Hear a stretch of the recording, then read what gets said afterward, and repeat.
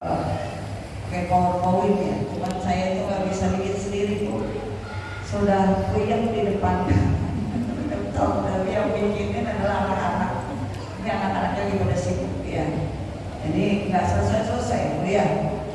Jadi mohon maaf, kita masih mencatat sendiri, mudah-mudahan menghilangkan ngantuk ya. Biasanya saya kalau menghilangkan ngantuk itu nyatet ya, walaupun ada slide yang lain-lainnya karena ngantuk, biasanya saya catat aja gitu untuk menghilangkan ngantuk dan juga melekatkan ya hal-hal yang kita lihat, kita dengar ya dengan sebuah catatan ya. Mudah-mudahan itu akan menjadi ingat terus ya, insyaallah.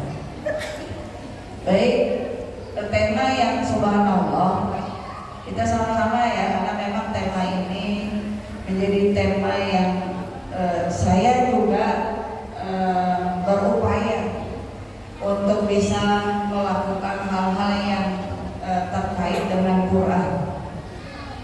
Fenomena yang ada, kenapa Quran itu kurang menarik atau rasa takzim kita itu kurang ada di dalam perjalanan kehidupan kita. Sementara kita tahu gitu. Jadi kalau saya melihat ibu-ibu ya, tasin, saya sekarang pegang tasin juga Bu.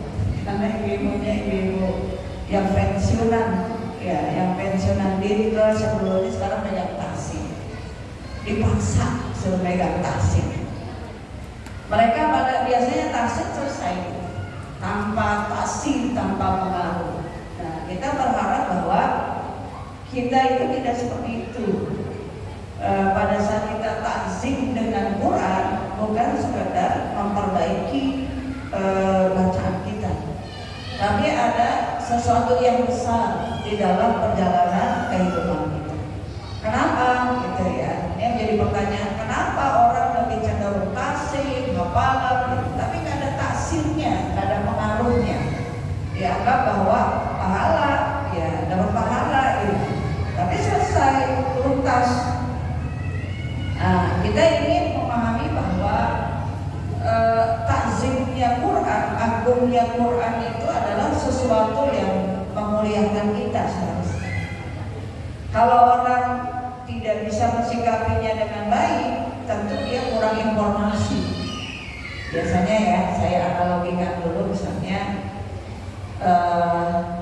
kita akan kurang respect ya, respon kalau kita belum kenal, belum ma'rifah ya, belum kenal siapa sih ya. Misalnya ibu ketemu Pak Wali Kota saya, kalau ibu belum kenal Pak Wali Kota, biasa aja gitu kan ya, enggak, artinya nggak terkaku-kaku, fotonya aja juga nggak kenal kan gitu ya. Pernah lihat nggak Pak Wali Kota saya? Belum pernah kan, nanti ketemu di mana juga cuek aja, biasanya gitu, nggak ada respon.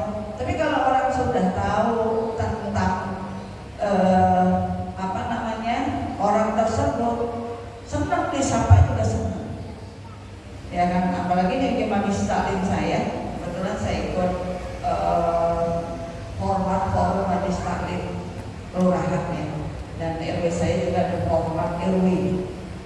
Itu Masya Allah, kalau misalnya saya analogikan, kalau kita mau didatengin orang yang kita kenal, posisinya, kedudukannya, siapa dia gitu ya, pasti punya respon tinggi.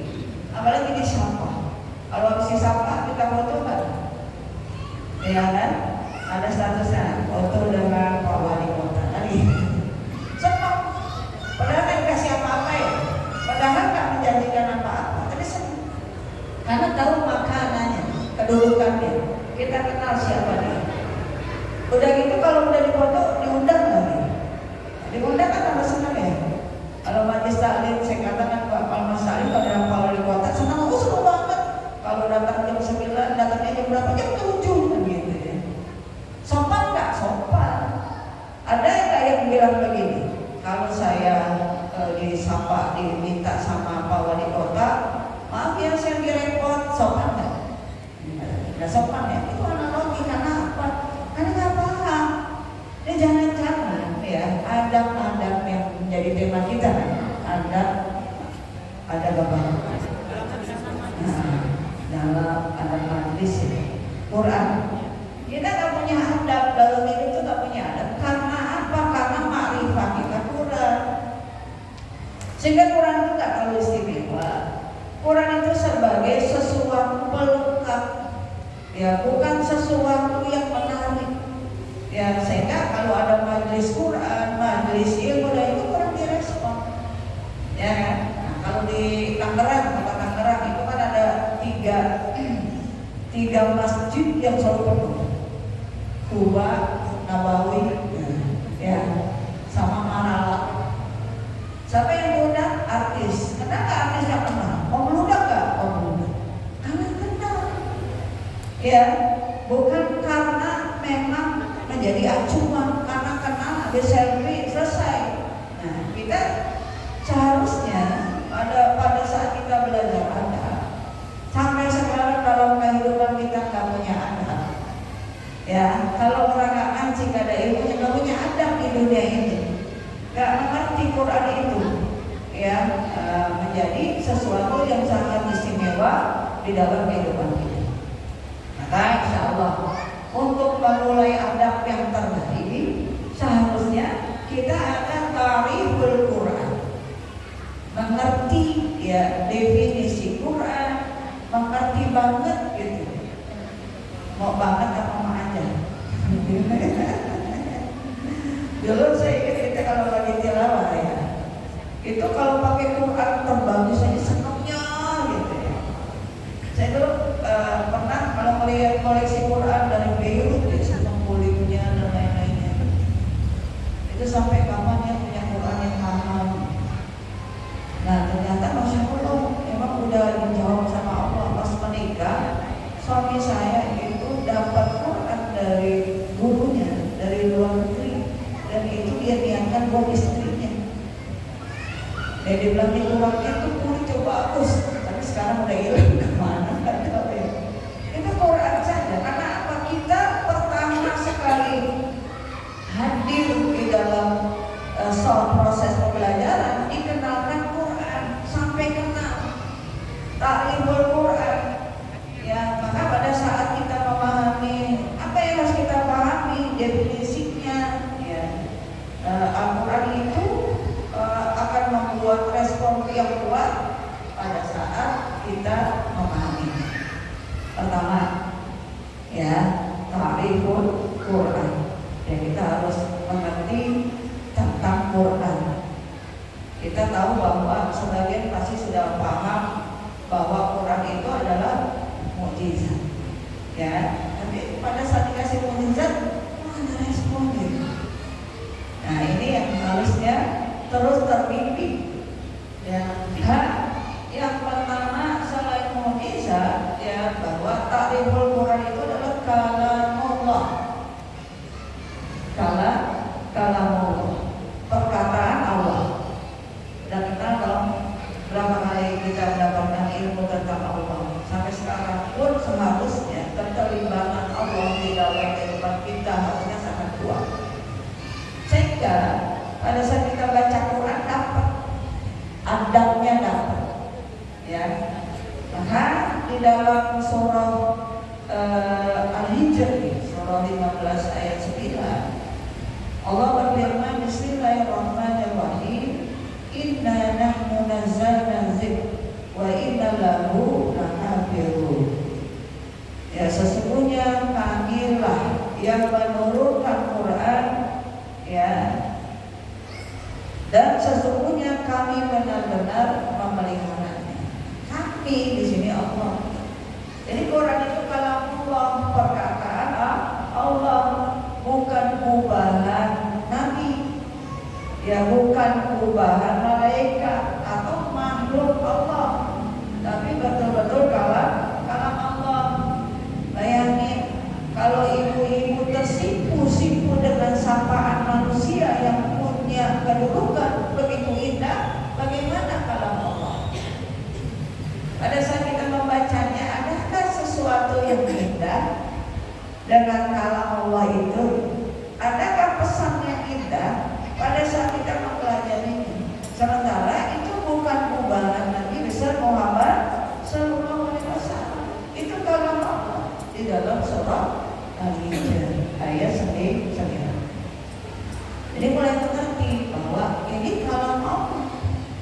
ya harusnya senang gitu.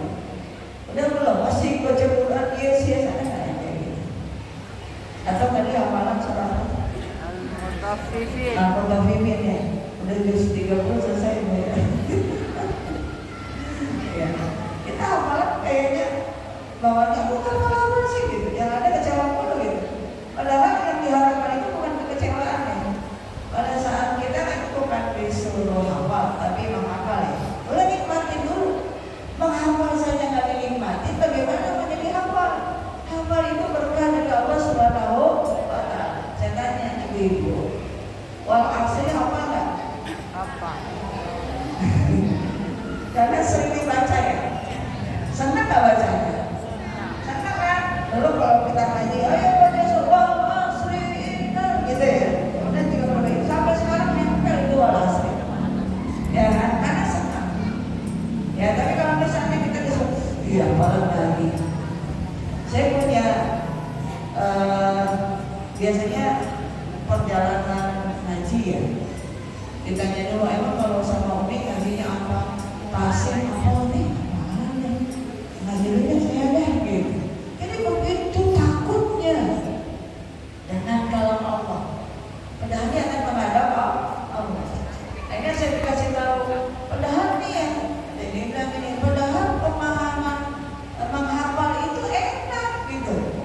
Aku senang menghafal. Karena apa? Karena tidak didoktrin. Hati kita itu bukan menghafal itu bukan karena doktrin. Ya dan kita disuruh mencintai kalam Allah. Kalau sudah cinta, nggak mesti didoktrin, menghafal, ya.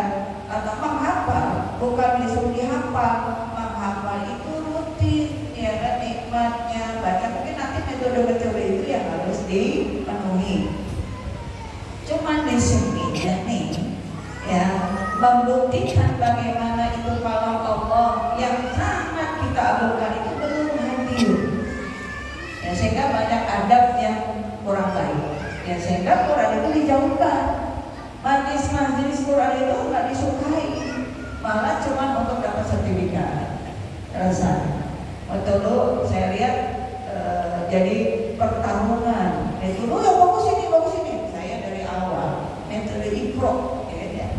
Tahun berapa tuh? Saya juga mengajar TPA dapat ke sana. Yang pertama muncul di Jakarta itu metode Iqra. Muncul lagi banyak gitu. Jadi pertama, oh yang paling bagus. Ya sebenarnya bagus semua. Tinggal bagaimana kita menyadarkan orang untuk tertarik membaca Al-Quran dengan sebaik-baiknya. Dan itu semua metode bagus. Yang fase itu bukan karena metode sekarang, metode dulu kan gitu. Nah ini yang akhirnya metode itu membuat kesombongan. Harusnya tidak kan? Harusnya menjadikan kenikmatan. Ya, zamannya itu terus berlangsung dan setiap zaman itu pasti ada kreatif, inovasi dan lain-lainnya. Nggak apa-apa. Yang penting pelakunya itu adalah semakin menikmati. Ya lisannya semakin menikmati kalam Allah Subhanahu wa Ta'ala. Itu adab yang terbaik. Jadi bukan jago-jagoan di sini. Ya. Nah itu kalam Allah. Jadi kalau kita belum hadir, kita takut dengan majelis yang namanya Quran yang ada hafalannya, yang harus 1 juz ya. Ya, kok 1 juz sih? Begitu ya. Pokoknya yang namanya ditawarin kalam Allah pada protes terus. Kenapa sih 1 juz? Kenapa sih? Gitu kan? Jadi kenapa sih? Akhirnya apa? Nggak ada. Malah dia memutuskan hubungan dengan majelis yang insya Allah membenahi perjalanan hidup kita terhadap kalimat Allah Subhanahu wa Ta'ala. Itu kalau mau. Jadi kalau dibilang Quran malah takut, itu ada masalah. Itu nggak ada adab. Tapi kalau ada adabnya, sopan, senang. Ya, kayak kemarin misalnya ya disapa Anis aja saya senang. Oh gitu ya, di Tangerang waktu disapa aja karena beliau adalah orang baik kan. Nah bagaimana Quran? Insya Allah kalau dia sudah qari, ya mudah-mudahan dia akan selalu buka Quran, bukan buka HP, bukan buka status. Ya sebenarnya buka status. Lebih banyak waktu nulis status apa buka Qurannya. Tapi ada yang merasa, oh ini saya ini juga buka HP, buka Quran kali gitu. Ya alhamdulillah kalau Qurannya dipegang, HP-nya dipegang, dibuka Al-Quran. Ya, jadi bukan yang lain. Yang kedua, ya kita memahami bahwa al-muta'abbadu bitilawati. Ya pembacanya adalah ibadah. Apalagi dianggap ibadah. Jadi yang namanya ibadah itu bukan sekedar sholat, bukan puasa. Jadi ibu gini, kalau ini ibadah itu bukan sekedar sholat, ibu baca pertama surah Al-Mutaffifin gimana bunyinya bu? Bismillahirrahmanirrahim. Wailul lil mutaffifin. Itu udah ibadah ini. Kan enak bu ya. Makanya kalau kita diajak saya aja diulang-ulang dan alhamdulillah gak pernah ngeluh gitu. Balik pas mau murojaah apa sekarang lupa. Ya lupa lah. Lagi kan tadi ingat ya pas ketemu yang disalahin dulu perasaan kalau ketemu ini udah saya lupa mulu belum dapat rezeki. Nah, semua itu karena Allah, karena takdir Allah. Ibu hafal juga karena Allah. Ibu tugasnya hanya melaksanakan, hafalkan ya, senangkan lisan kita menjadi sesuatu yang ibadah, sehingga kita senang aja. Ayo baca surah ini, didawamkan ya, dirutinkan. Makanya Yasin, saya kan murojaah ibu senang baca Yasin. Malah kalau kami ibu di punten ya, punten bisa sudah ada rakaatnya masing-masingnya. Kalau subuhan, perasaan Yasin itu katanya buat orang meninggal aja. Kata siapa? Jadi kalau misalnya, kalau akikah Al-Quran, kalau ini gitu. Jadi udah dikeramatkan masing-masing. Mau akikah baca Yasin bagus, ya bu. Mau baca Al-Rahman bagus. Nah, ada lagi yang saya nemuin majelis taklim itu dibaca semua. Dan mereka nikmat. Yang baru tahu banyak amat baca semuanya. Kan beda levelnya. Ya kan? Karena ini dia sudah bisa menikmati bacaan-bacaan yang ada fadilahnya. Yang masalah. Coba kalau kita yang Yasin aja sudah pengen terburu-buru. Nah, jadi saya sampaikan dalilnya Yasin itu gak boleh dinikmati yang ini. Ada berkahnya juga kalau orang yang tilawah Yasin itu ada berkah yang almarhum itu ada dalam hadisnya. Ya nggak mesti malam doa. Makanya ada ritual Yasinan gitu ya. Jadi nama ritual. Nah, padahal bukan itu maksudnya. Ya, jadi gitu.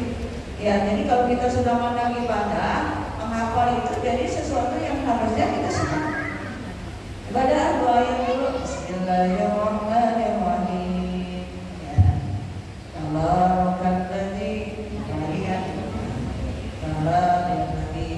Itu sedang ibadah. Ya makanya sekarang orang pada putus asa karena bukan diniatkan ibadah. Ibu lihat di dalam surah Fatir surah itu surah 35. Ya, ayatnya ayat 29.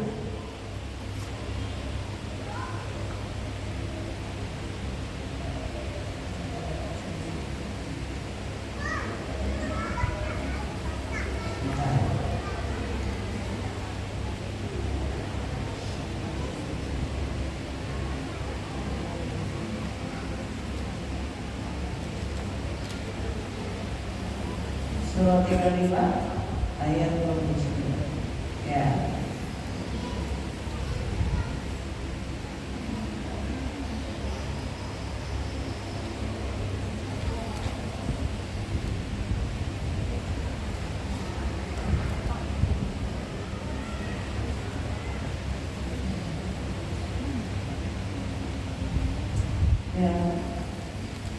Artinya, saya baca artinya ya.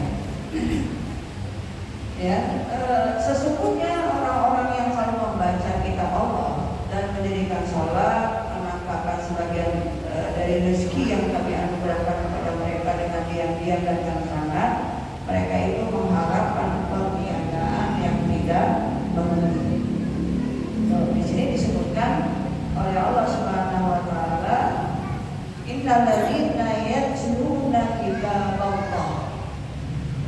Ya, jadi orang yang selalu membaca kitab Allah. Ayat 30-nya, agar Allah menyempurnakan kepada mereka pahala mereka dan menambah kepada mereka dari karunia-Nya. Sesungguhnya Allah Maha Pengampun lagi Maha Pensyukur. Ya, ini suara Allah. Ya, jadi ada apa di sana? Ya, ada sesuatu yang luar biasa akan menyempurnakan rahmatnya. Jadi senang aja ya kalau ada program amalan yuk. Ya, saking takut saya berhenti aja deh ngajiin. Kayaknya sama yang orang takut sama makhluk yang takut sama Quran jauh.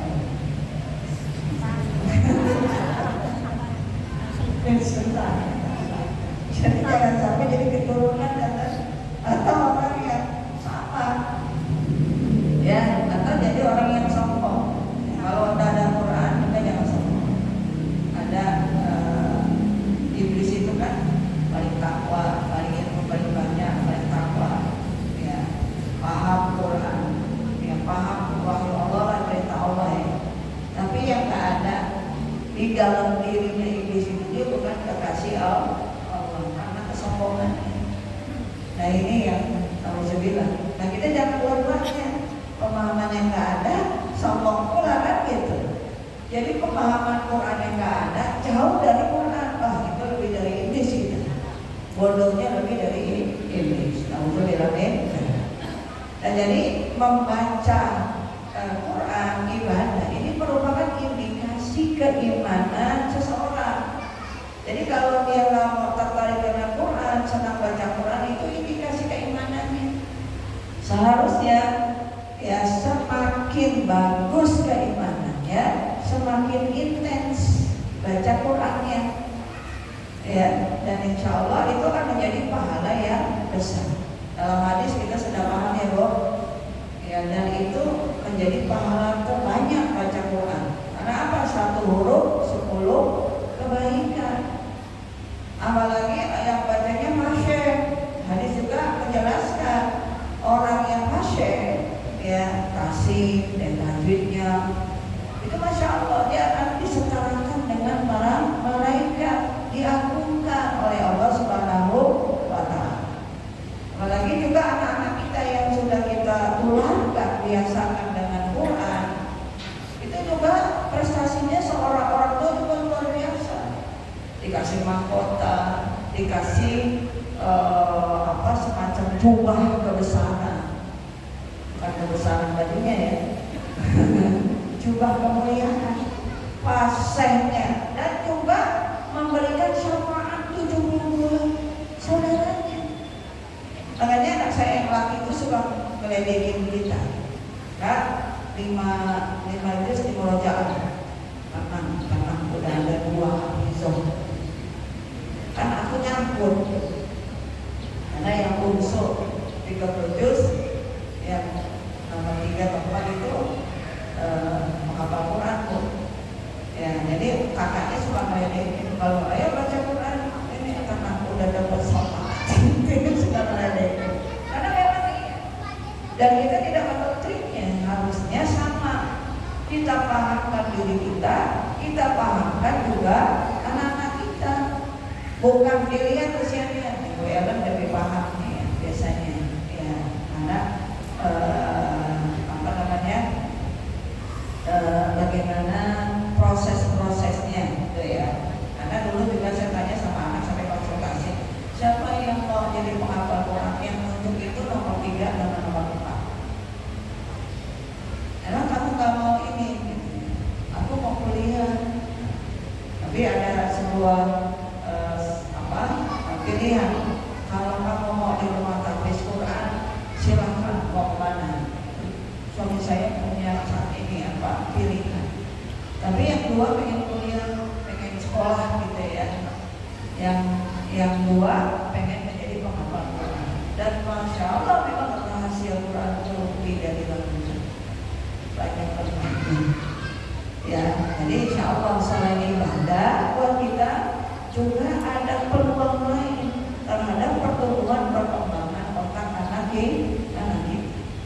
Itu luar biasa. Betul kata saya ikutin waktu itu ada kajian keluarga Quran tahun berapa itu ya, sekitar 2000-an.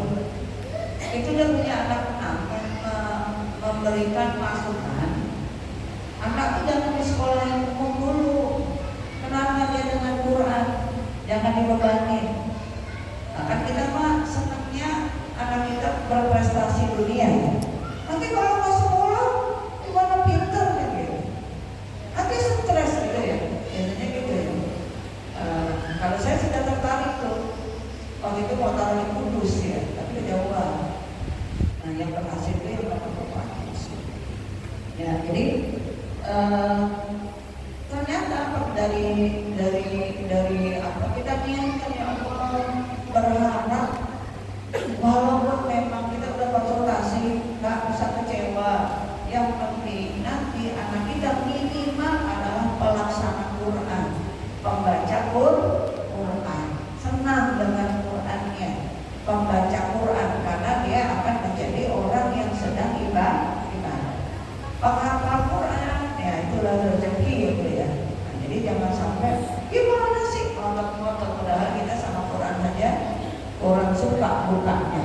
Kita pengen apa katakan karena ada penghafal Quran. Kayak misalnya di hari Ramadan kita biasa tuh apa yang suka menghafal Quran. Ada orang tua yang sederhana ya. Sampai kita iri juga gitu.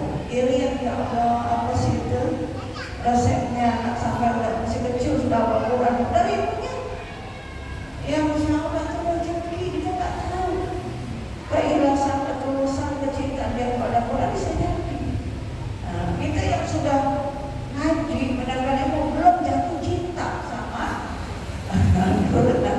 Jatuh cinta gimana bu? Susah. Kan kata ibu kalau nggak cinta gimana? Mau dipaksa, susah dipaksa gitu ya. Betul. Makanya kalau orang dijodohin gimana kalau udah cinta dibuatin nikah gitu. Nah jadi kalau orang nggak cinta, mana ada rahmatnya, mana ada berkahnya. Makanya bagaimana menumbuhkan cinta, ya kemudian juga anak kita tumbuhkan, kita banyak berdoa semoga anak-anak kita juga tumbuh menjadi cinta kepada Al-Quran, ya, sehingga dia senang nanti. Banyak. Saya ambil 3 poin aja. 2 poin itu nih. 2 poin apa 3 poin? 2 poin saja. Nanti kita lama. Kemudian kita juga paham, itu ya. Jadi kita tahu ma'rifatul Quran. Quran itu 2 poin saja besar banget. Ya kalau mau ditulis 10 poin bisa gitu ya. Tapi kalau nggak apa-apa juga repot juga ya. 2 saja. Kayak Imam Syafi'i, cukup surah Al-Asr itu membuat perubahan yang luar biasa di dalam perjalanan iman. Surat Al-Asr. Ya, jadi jangan sampai ilmu itu hanya memakai buku.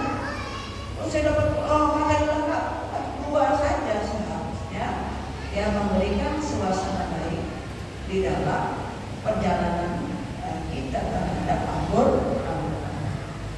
Ya, kemudian yang kedua yang mesti kita pahami untuk punya adab, Asmaul Quran. Asmaul Quran. Nah, ini kita udah hafal ya, paham ya. Ya bahwa pertama Al-Quran itu adalah Alkitab.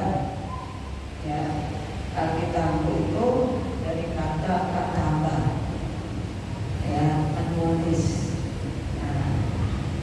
Kitab sama dengan maktubun, ditulis. Jadi Al-Quran itu ditulis, hikmahnya apa? Kita dapat bertanya ya.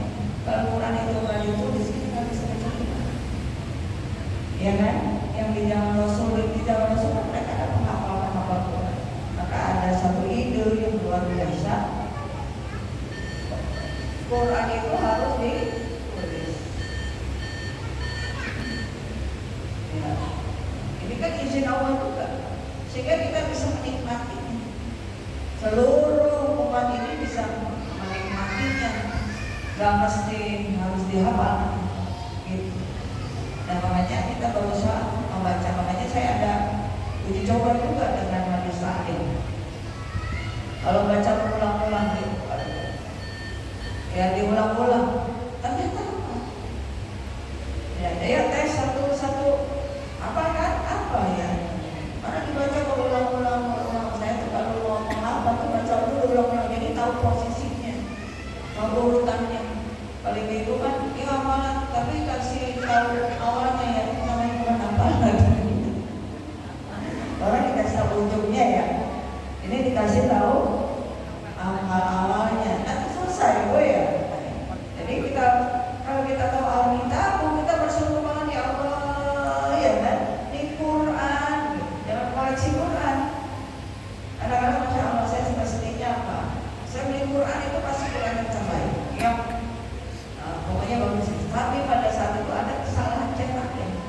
Pedas banget gitu ya. Maksudnya, pas baru baca ini beda. Nah, banyak orang yang ingin merusak Al-Quran.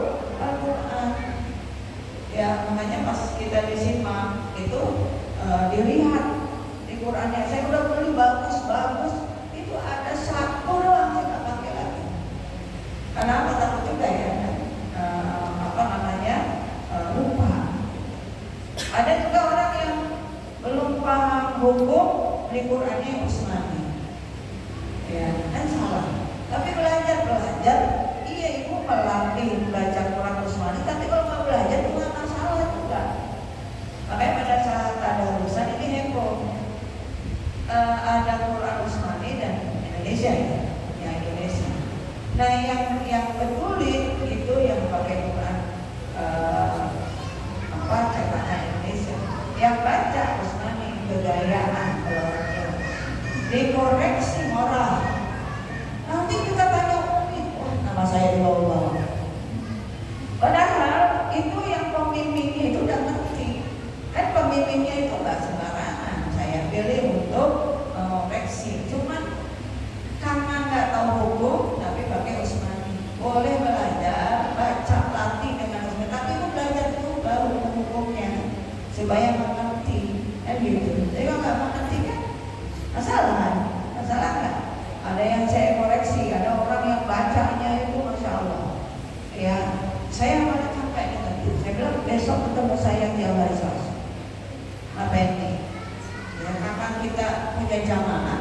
Jadi merasa bertanggung jawab. Ya nih. Udah nggak usah mikirin yang lain-lain. Insya Allah saya pengen ibu saya biar fokus sama mama. Sekarang. Oh jadi bacanya begini ya. Jadi selama ini bacanya gimana? Begini. Karena kita mau baca. Ya jadi semuanya memang harus dipahami. Kita. Ya kemudian juga ya, ibu nanti di dalam surah Al-Baqarah ya ayat 2 kan. Bismillahirrahmanirrahim. Alif Lam Mim. Dzalika kitabullah la raiba fihi hudan lil muttaqin. Jadi itu kan. Kemudian yang kedua Al-Huda. Saya cepat ya, Al-Huda, Al-Furqan, Ar-Rahman, An-Nur. Saya udah paham nih. Ar-Ruh, Syifa, Al-Haq.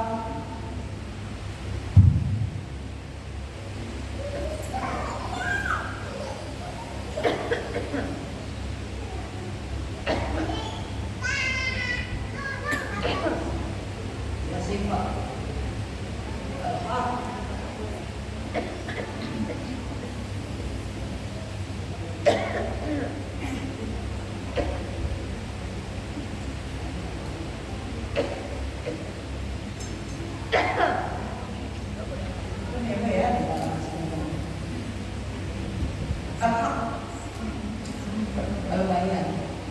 Kemudian al-Mau'izah, al-Zikr, al-Mau'izah nasihat. Berzikir dengan itu teman-teman Quran yang luar biasa, ya.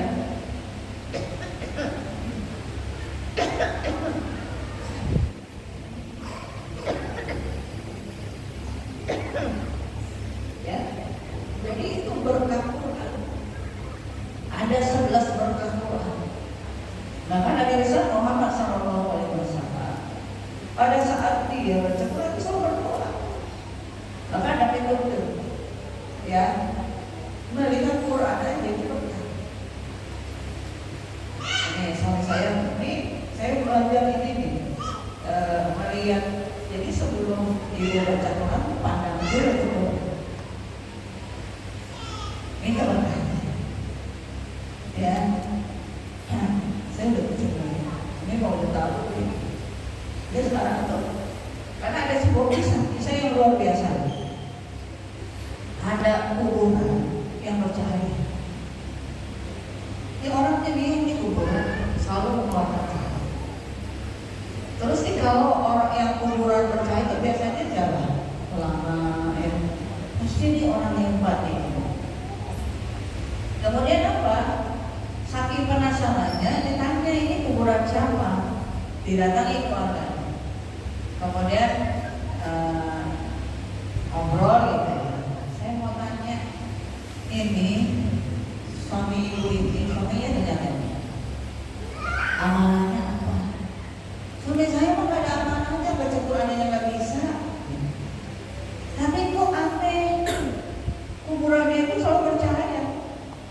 Sesudah bertanya, akhirnya oh iya ada yang aneh dilakukan suami saya. Apa? Jadi dia setiap malam selalu ngebet Quran sampai Qurannya itu rusuh karena kena tetesan air mata. Jadi karena dia nggak bisa baca Quran, dikebet, dipegang. Dia nangis setiap malam, dia nangis sampai kebetannya itu hantam. Dia nangis. Apa doa dia? Dia memang nggak bisa baca Quran, tapi berkatkanlah apa dengan Al-Quran. Ternyata Masya Allah, baru ngebet Quran. Ya dia raba, tetesan air yang mengalir, ya. Itu ternyata amalan yang dilakukan oleh suaminya, menyebabkan rasa cinta berkahnya Quran. Ya makanya orang yang melihat Quran itu berdoa, itu di situ semuanya berkahnya. Ya, syifa misalnya, ada orang ada penyakit, sudah memang syifa. Ada kan di dalam Quran, ada doanya siapa? Doanya Nabi Ayub. Rabbi anni masyanya durru wa anta arhamur rahimin. 10 menit tadi. Nah, kalau ngomong ya. Rabbi anni masyanya durru wa anta arhamur rahimin. Sikirin aja. Kalau ibu lihat YouTube Ustaz Hidayat ya, COVID dia share itu Quran yang terkait dengan penyakit. Nah itu jadi ini Asmaul Quran itu luar biasa, nama-nama Quran dan juga akan ada efeknya. Yakin bahwa ini ada efeknya. Maka insya Allah kalau kita sudah tahu bahwa ini ada efeknya, ya udah kok kita ngapain ragu-ragu terhadap Quran. Berarti Quran itu punya makanatul Quran, punya kedudukan yang luar biasa. Bukan sekedar Quran yang kita lihat, tapi memberikan pengaruh, efek, berkah yang luar biasa. Nah disitulah. Jadi pada saat kita tahu ya tadi definisi ma'rifatul Quran, kemudian asmaul Quran, kemudian kita pahami makanatul Quran punya kedudukan di mata Allah, kalimat istimewa, dalil-dalil tentang Quran luar biasa, maka ambillah manfaat dari Quran. Nah, akan muncul ada dan kita berusaha untuk syurutul intifa'il Quran, mengambil manfaat dari Al-Quran. Maka di situ kita punya anak, ya punya sesuatu yang luar biasa. Apa Apa syurutul intifaul Quran? Nah, satu tadi ya, at-ta'addu ya, at-ta'addalu. At-ta'addu ma'ahu. Ya. Dikatakan bahwa at-ta'addu ma'ahu. Kita akan punya adab sopan. Adab itu kan sopan. Ya, sopannya itu kan banyak reaksi muncul. Saja ibu kalau sopan gimana bu? Misalnya ini orang punya kedudukan, Pak, kemana Pak? Kan nggak gitu doang. Tapi bahasanya kan apa ya? Ekspresinya diurut-urut nggak? Kalau mau ngasih apa? Maka apa tangannya bereaksi. Silakan mana antum, ya kan? Jadi ada sebuah perubahan yang luar biasa kalau dia ada at-ta'addubu ma'ahu. Berarti kalau kita paham kedudukan Quran, seharusnya ada adab, bukan adab sekedar dia membaca saja, tapi seluruh kehidupan itu akan beradab terhadap Al-Quran, terutama ya ta'addubunya ya terhadap Quran. Nih, jadi Quran itu enggak langsung a'udzu billahi minasyaitonir. Ada intimanya, harus supaya pengaruhnya dapat, rasa berkahnya dapat. Ya, maka ya orang yang punya adab terhadap Quran, ta'addubu ma'ahu, pertama adalah husnul niyah. Niatnya berniat yang baik. Niat ya Allah, saya baca Quran, nanti kan ada reaksi yang luar biasa. Siapa sahabat Nabi yang selalu menghadirkan air mata? Sahabat Nabi yang kalau hadir air mata siapa? Umar bin. Ya itu dia preman yang bahasa ukas. Tapi pada saat dia punya ta'addubu, hatinya lulus sampai pada saat dia membaca surat At-Tur ayat 7 tentang kiamat, pingsan. Ibu udah pingsan belum? Kalau pingsan, kami sebelum. Jadi salah satu adab kita di majelis Quran adalah husnul niyah. Niat yang baik. Ibu harus niat yang baik. Ya Allah, berkahi Quran. Ya Allah, minta bertahan dari semua yang ada. Ya, harus ada niat yang baik. Ngaji sesuatu yang terkait dengan kalam Allah, niatin. Harus punya niat yang baik. Kalau ada orang yang serius dengan niat yang baik, insya Allah Allah juga sibuk dengan orang-orang yang punya niat baik. Bukan mustahil ibu bisa jadi penghafal Quran. Bukan mustahil ibu akan fasih di dalam membaca Quran. Jadi jangan sampai saya udah puyeng, udah tua, kan biasanya gitu ya.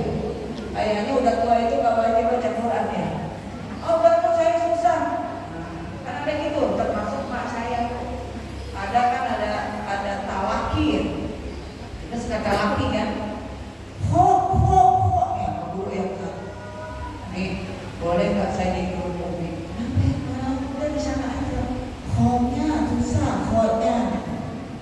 Kan kita udah tua bi, maunya begitu mulu. Ibu udah tua mau masuk surga nggak? Udah, nikmatin ho. Ya kan nanti ya kan juga akan diberkahi oleh Allah. Semua itu atas izin Allah. Niatnya husnul niatnya itu harus diperbaiki. Ya Allah, saya mau ngaji, berkahkan ya Allah. Niatnya bagus-bagus. Jangan ini aja udah nggak niat, bu. Ngajinya nggak niat, gitu ya. Kita sebelumnya, oh ngaji ini hari Rabu, oh ngaji niatin. Orang yang nggak ada niat baik itu nggak punya adab. Saya terpaksa nih, ada di telepon. Ada adab kali ya? Nggak ada adab, ngaji aja. Pengen izin ya, bu, saya minggu depan pengen izin dah. Gitu. Udah niat nggak baik. Kita punya agenda, tapi kalau saya juga pernah bu ngaji kayak gitu. Bu, saya ada agenda, mudah-mudahan saya doain saya ya, saya mudah-mudahan bisa. Ternyata dia mudah. Alhamdulillah, ternyata acaranya dipending dan saya bisa. Jadi jangan pernah nggak ada niat untuk ketemu dengan majelis Quran. Ini kan capek dulu. Wah, bisa. Bisa nggak misalnya izin dulu minta datangnya siang Quran dulu kan 1 jam ya. Iya, insya Allah. Makanya Husnul niatin. Saya ingin selalu dihadirkan niat yang kuat untuk berada di dalam majlis Quran. Yang kedua, taharatul qalb wal jasad. Ya, taharatul qalb itu bersih hati dan jasad. Sama ya Bu, walaupun secara fikih baca Quran itu boleh pakai kerudung di rumah, ya kan? Cuman kan ada adabnya Bu. Kalau bisa nih, kalau saya baca begini, kalau baca Quran bersih, wudhu, menghadap kiblat, itu diusahakan. Walaupun ada orang yang kalau kita lihat dia misalnya di kosan atau dia nggak baca Quran, jangan dimarahi, memang boleh. Cuman kalau kita pengen ambil baiknya, ya taharatul qalb wal jasad itu juga harus diperhatikan. Ya, bersih hati dan jasad. Bersihin semuanya ya. Fokus dengan Quran. Saya lagi baca Quran semuanya. Pengaruhnya dapat. Nanti mungkin kalau ibu taharatul qalbnya bisa dibersihkan, baca Quran nggak ngerti artinya, kita akan ada rasa nikmat. Bisa nangis. Padahal cuma azabun alim gitu ya. Makanya ada sahabat yang selalu disuruh baca Quran. Itu Rasulullah nangis terseduh-seduh. Siapa Bu? Ada yang tahu nggak? Buat Tuhan saja.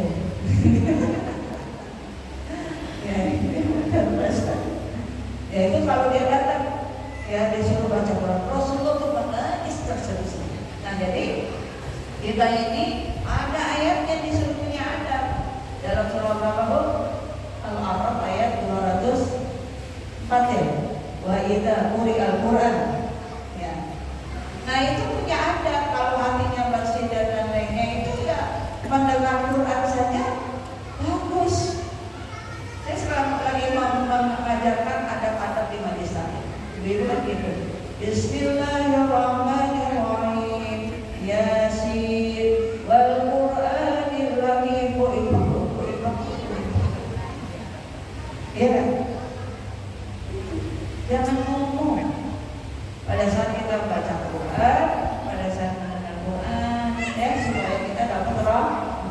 Makanya saya bilang, kalau saya datang, kemudian lagi baca Yasin, mohon saya tidak disalah. Maksudnya saya akan masuk, saya berperjanjian. Jadi pada saat saya masuk, saya nggak salah dulu nanti. Yasin wal Qur'anil hakim. Kalau saya datang ibu, saya gitu. Ya saya duduk langsung. Nanti baru saya assalamualaikum. Kan ini. Jadi jangan diputus itu orang yang sedang baca Quran.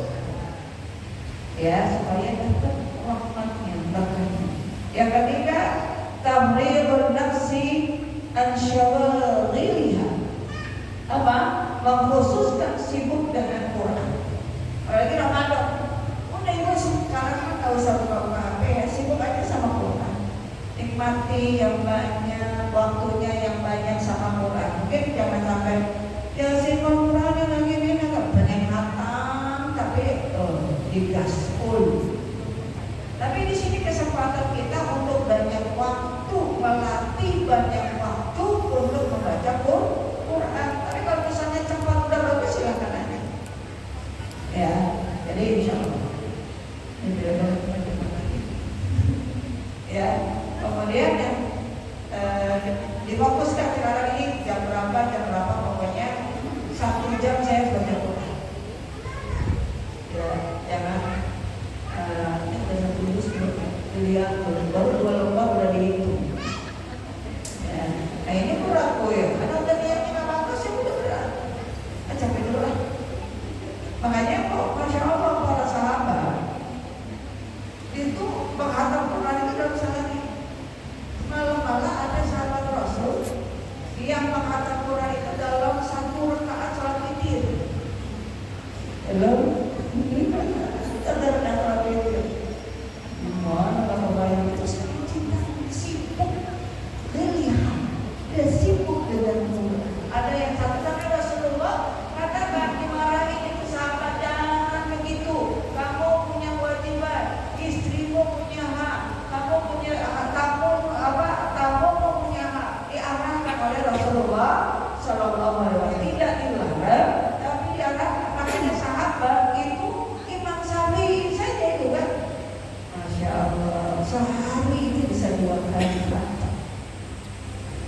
Ada really dia sibuk dengan doa. Kita sibuknya apa?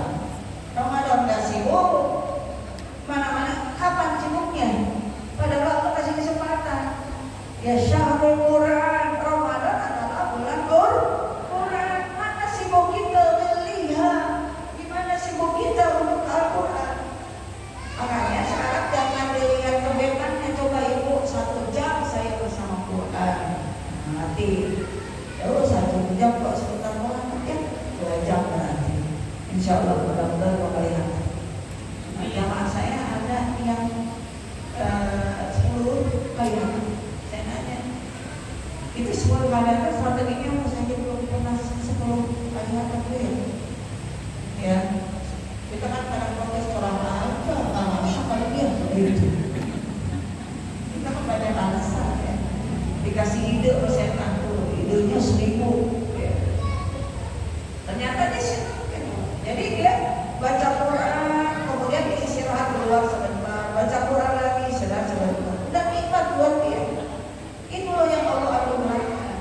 Kalau kita ini ya dilihat tidak mengkhususkan, tidak mensibukkan waktu kita dengan Quran, kadang-kadang memang kamu mau Quran ya sudah, ya tidak ada rahmat di dalam kehidupan kita. Ya kemudian yang keempat tadi ya mengkhususkan pikiran kita bersama Al-Quran. Ya. Jadi hasrul fikri Al-Quran, khususkan pikiran kita dengan Quran. Sekali-sekali itu harus ada apa di 5 ayat itu ada. Ibu usianya udah berapa? Kalau kita ya, masih sama saya tahun yang di atas. Udah nggak lagi sih kalau bulan sibuk dengan Quran. Makanya hasrul fikri Quran, ilmunya juga dikaji. Ya tafsirnya juga dikaji. Ya, jadi ngaji itu jadi penting supaya apa? Mengkhususkan pikiran kita bersama Quran. Jadi jangan dibeliin, dizerokan ini pikiran kita dari Al-Quran, tapi penuhi sehingga kita itu gak banyak penolakan. Kenapa dizerokan atau sedikitkan fikrul Quran, asrul Quran? Ini banyak penolakan di dalam ini. Nggak ada adabnya. Selalu saya kata surah apa? Az-Zariyat, wa ma khalaqul jinna wal insa illa liya'budun. Ini itu tugas ibadah.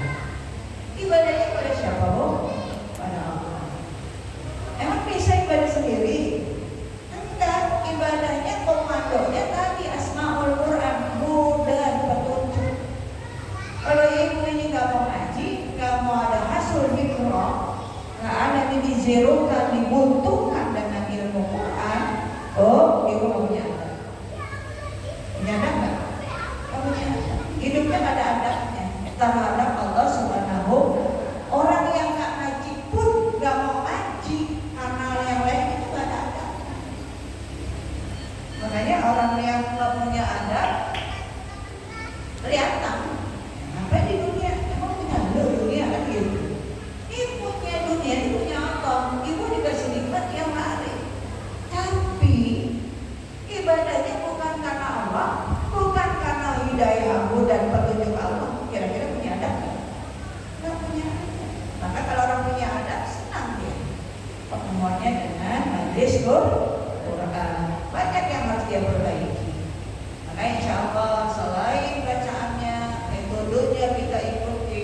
Dulu saya ini kasih apa namanya pelatihan apa tuh 7 bacaan qiraah yang bersama. Karena saya pengennya belajar bersama. Oh masya Allah, orang yang sudah bersama lain itu masuknya. Ya saya pernah kursus Bu, ya, dengan orang yang bersama. Itu tempatnya panas banget, teori dan teorinya dulu tuh ngantuk, nggak ada saya panas. Ributlah kita ya. Ya gerah banget sih ya Allah gitu ya. Karena udah gerah, ustaznya langsung a'udzu billahi minasyaitonir rajim. Ya Allah itu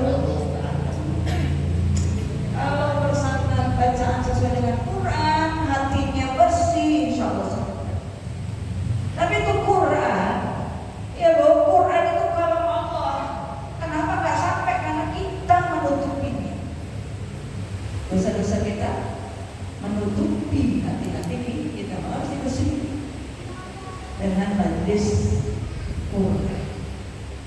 Nah, jadi ngaji itu kebutuhan, bukan selingan. Ya, kalau sekarang masih bermasalah dengan ngaji, ya nggak punya adab. Ya kan? Tiap hari dikasih hidup, tiap hari dikasih nikmat, kita keluarga ngaji, baca Quran dan lain-lain, berarti tidak ada adab. Nah, jadi nanti bacaannya kalau udah salah ya belajar. Oh, saya malu kalau udah puasa ya belajar. Itu namanya punya adab.